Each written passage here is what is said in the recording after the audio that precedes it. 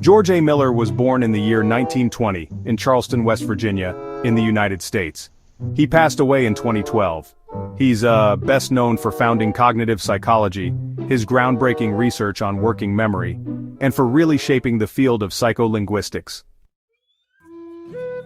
A pioneer in the cognitive revolution, Miller helped move psychology away from behaviorism and toward the study of mental processes. His most famous idea is known as the magical number 7, in his iconic 1956 paper, The Magical Number 7 Plus or Minus 2. Some limits on our capacity for processing information.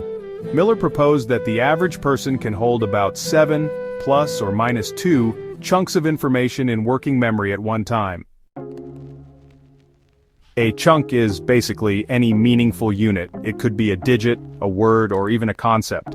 People can actually improve their memory by grouping information into chunks like, for example, breaking up a phone number as 12345678890 instead of just a long string of digits. Why does this matter? Well, Miller showed that short-term memory has a limited capacity. This insight has influenced areas like education, interface design, and software usability.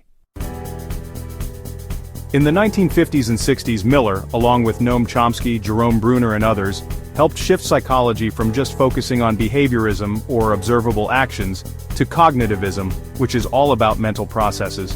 Among his major contributions, Miller founded Harvard's Center for Cognitive Studies with Jerome Bruner in 1960. He supported the idea that the mind is like a computer, processing, storing, and retrieving information. Miller also really emphasized the importance of studying language, memory, and meaning in a scientific way. So, Miller helped bridge linguistics and psychology, creating the field of psycholinguistics. He really focused on how people understand, produce, and remember language. There was a lot of emphasis on memory and meaning in sentence comprehension, and also the role of context in interpreting ambiguous words. He worked closely with Chomsky's theories, but brought experimental and data-driven approaches to test them. In a paper from 1960 with Eugene Galanter and Karl Pribram, Miller introduced the TOTE model, which stands for test, operate, test, exit. This was proposed as a more realistic model of human behavior than simple stimulus-response chains. For example, when trying to hammer a nail, you test if it's flush, operate by hitting it again, test again, and then exit when you're done. This model was, a precursor to information processing theories in psychology and artificial intelligence. It framed behavior as goal-directed and iterative, not just reactive. Miller was heavily influenced by Claude Shannon's work on information theory.